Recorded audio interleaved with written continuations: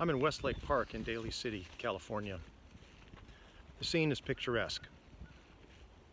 A picture of urban California parkland, a verdant slope with redwood trees, nestled between a few neighborhoods, just a few steps from Lake Merced Park, the corner of San Francisco, and about a half mile from the thundering surf of the Northern California Pacific. Like many landscapes in California, this one harbors a more troubled history. The morning of September 13th, 1859, this was the site of political violence, of murder, and by some accounts, a martyrdom. This was the scene of a duel between two men, David Terry and David Broderick, one of them the ex-Chief Justice of the California Supreme Court, the other a sitting United States Senator. And on that September morning, the two men stood a distance of 10 yards from one another, where these stone markers reflect, and one shot the other man dead over the issue of slavery. The Broderick-Terry debate opens a window into the convulsive politics of the 1850s in California, a decade that began with the formation of a new state and which would end with the nation going to war over the issue of slavery. We know that in California, the 1850s began with the framing of a constitution that by unanimous consent abolished slavery and established California as a free state. But nonetheless, we know that that same constitution allowed for and continued the disenfranchisement of African Americans and Native Californians in the state. It also prevented African Americans and Indians from serving on juries where they might be able to protect themselves in the future going forward. We know that in 1851, the very first state legislature of California passed an act for the governance and protection of Indians, which, as many people have said since, was an act that had a lot more government and a lot less protection in it than was needed. An act that provided for and allowed for the indenture of California Indian children, and which opened the door to the de facto enslavement of hundreds, if not thousands, of California Indian children in the coming decade. We also know that in 1853, the state of California, the legislature passed a Fugitive Slave Act, which allowed for slave owners to ask for the help of the government and the law enforcement of California to return their property, as they saw it, to them, in spite of the fact that California was a free state. But we also know that Californians resisted these very efforts to extend slavery into the free state of California. The gold rush drew hundreds of African Americans to the state, and the 1850s would draw more.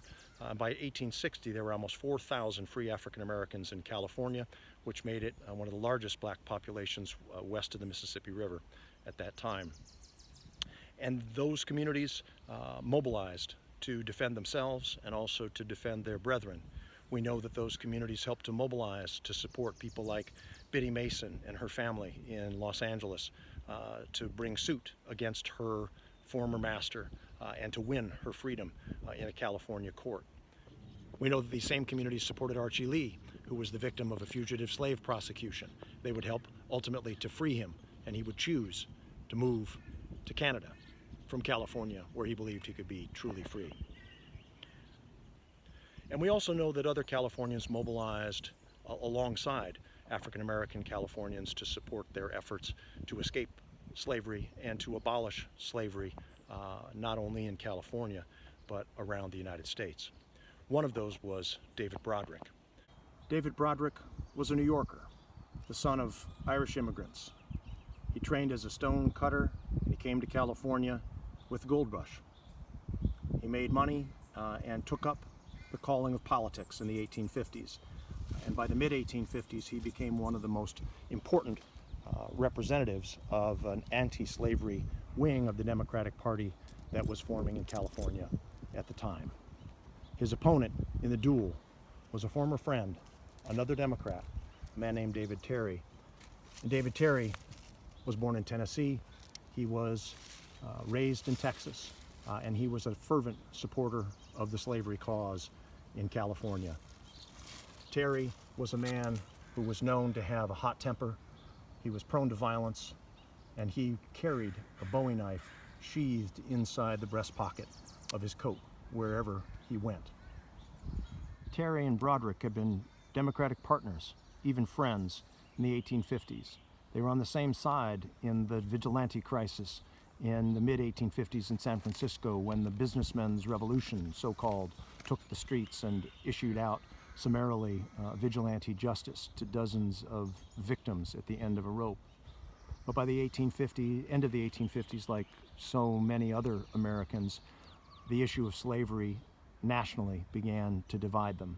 In 1859, they both lost re-election and blamed one another. And in a war of words that escalated from private venues to the public sphere, Terry would ultimately call out Broderick for a duel. The two men met here in the morning of September 13th. They paced off to a distance of 10 yards. They turned to fire. Broderick's pistol misfired into the ground. Terry took aim and shot his former friend in the chest, and Broderick would die 3 days later.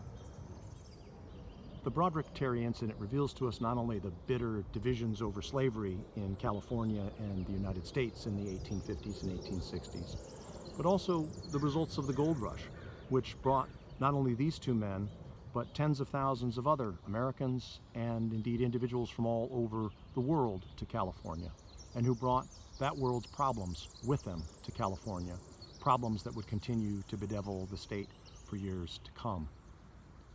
The incident also reveals to us the lawlessness and the violence which characterized so much of California life in the 1850s. Violence that was meted out to citizens and non-citizens, violence that swept the state's native lands and was meted out to native Californians in an almost unbearable scale. Violence against African Americans in the form of efforts to enslave or re-enslave them, and violence that was meted out here in this grove not far from the Pacific Ocean to the son of an Irish stonecutter who chose to stand with the cause of freedom. The plaque that stands at the entrance to the park where the duel site is located offers one final commentary on this incident. It includes information about the duelers themselves, their political positions, and it begins with the line that this famous duel ended dueling in California. The interpretation here is that this is a story about law and order and progress in California. But ironically, there isn't a single mention of the issue that led to the dispute or the debate or ultimately to the bloodshed and murder that took place here in 1859. There's not a single mention of slavery or abolitionism in California in the 1850s. And that should be a reminder to us of the ways that the histories of freedom and also injustice have been remembered and also forgotten in the Golden State.